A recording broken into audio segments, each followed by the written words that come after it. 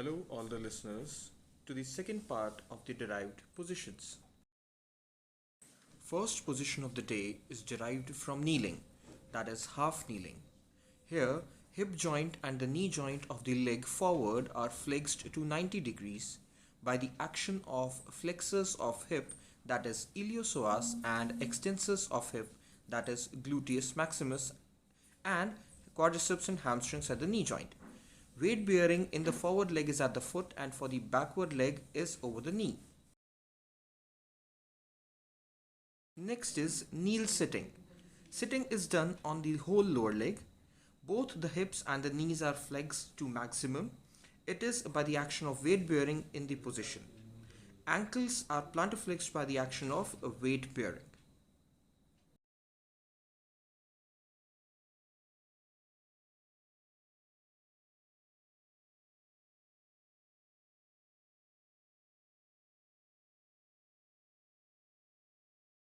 The next position is side kneeling.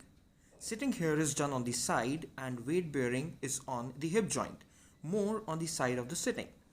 External rotation on the side of sitting and internal rotation on the opposite side is done by the action of weight bearing and position, which eventually also aids some amount of flexion at the hip joint.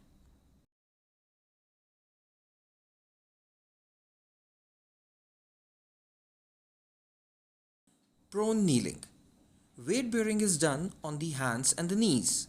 Hips and knees are flexed to 90 degrees by the action of gluteus maximus abdominals, quadriceps and hamstring muscles.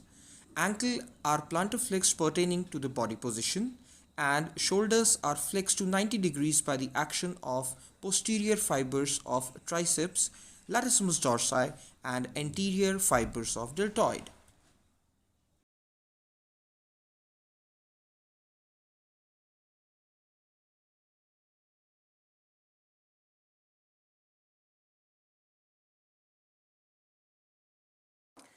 Elbows are extended, helping in weight transfer by the action of biceps brachii and also triceps. Wrist and fingers are extended to provide surface area for weight bearing by the action of flexors of wrist and fingers. Head is held neutral against gravity by the action of extensors of cervical and thoracic spine. Erector spinae, abdominals, and gluteus maximus works to keep the whole spine balanced.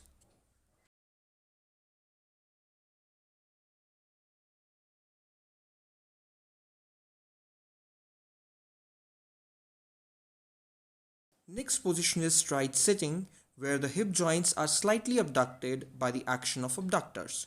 This is the only change in this derived position. Right sitting. Hip joints are more abducted with an object between the thighs. Adductors work to hold the object between the thighs. Crook sitting. Ankles are plantar flexed by the action of dorsiflexors to hold the ankle in such a position. Hips and knees are flexed by the help of iliopsoas and hamstrings respectively. Trunk flexed by the strong action of abdominals, flexors of head and neck to keep the head and neck upright.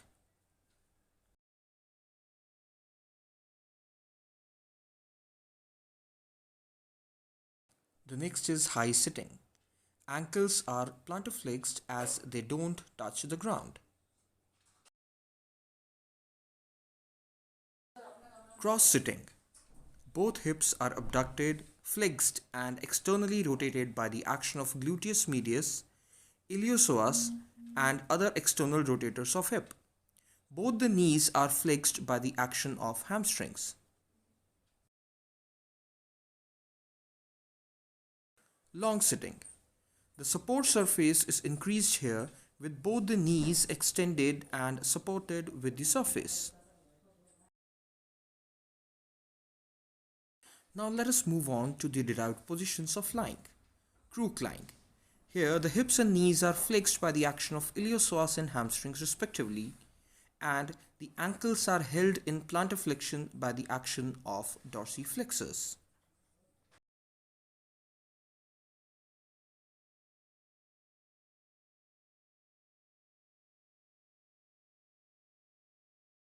Crook Lying with pelvis lifted.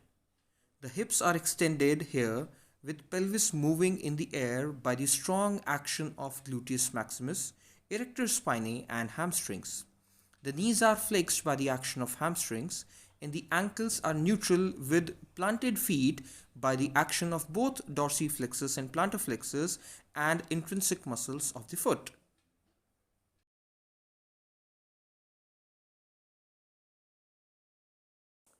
The trunk is flexed under the roll of the support by the bed between 30 to 70 degrees or maybe up till 90 degrees. Side lying. The lateral edge of the body bears the whole weight. Shoulder, elbow, hip and knee of the contralateral side could be flexed under the support of the surface.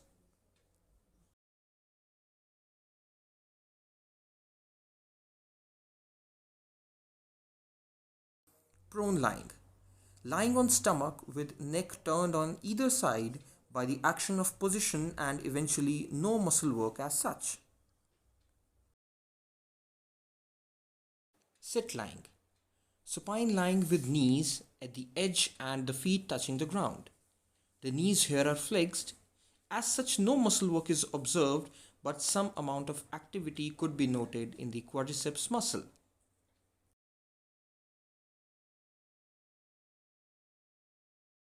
Next is the derived position of hanging, half hanging. Hips and knees are flexed by the action of iliopsoas and hamstring muscles, and posterior tilt of the pelvis is by the action of abdominal muscles.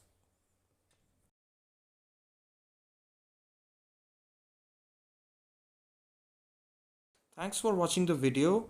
Please like, share and subscribe the channel.